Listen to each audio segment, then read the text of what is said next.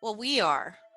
We are, because the reason we're here is because it's a mortal realm, which is where the battles between good and evil reside.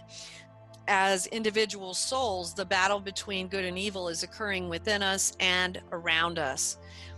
And so this is always going to happen here in a mortal realm, and there are many mortal realms. This isn't the only one. This is the nature of a mortal realm. Remembering again, we go where we're compatible.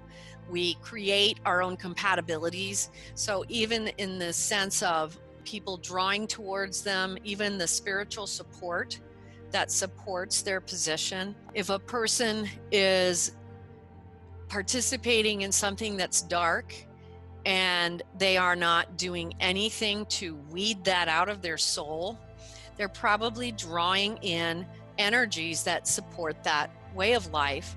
And that sort of thing can actually create that energetic thing that pulls people down.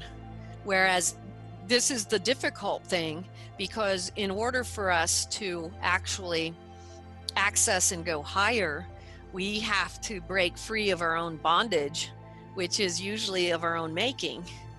It's our own habitual things that we hold on to that are of a dark nature. Sometimes it's even just the laziness of not wanting to actually do the work to discern what it is that we're doing, the discernment process, and then actually having to root it out, because it is a process.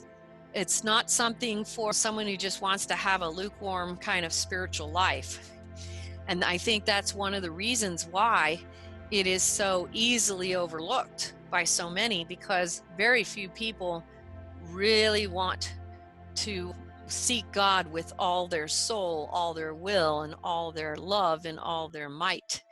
So we need to look at things like this that remind us, like even in the Taoist texts, there's that old teaching of the Taoist masters where the master is talking to the student and the student says, when will I find enlightenment? And the master pushes his head under the water and holds his head under the water. He lets him come up and he says, when you seek God the way you just sought air, that's when you will find God. And that really is the truth, especially, in a world that's become so secular and it's become so unpopular to even consider the work that's required of each of us individually, the discipline, the ascetical theology, the mystical theology that we need to undergo, which is literally the evaluation of our own propensities, of our own works, of our own lives, and the direction that we're actually following. It's very difficult to make real progress forward without the prayer, without the meditation, without the spiritual reading. St. Padre Pio really emphasized that the daily spiritual reading was absolutely essential for people trying to make progress here in their spiritual life.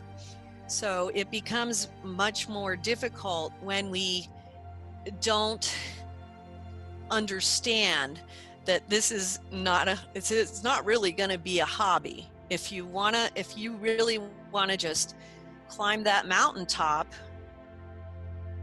it's going to take up a good part of your energy and time, and you're going to want it to, because it becomes a fiery passion to overcome this. It becomes something that you must do. It's something that you cannot not do.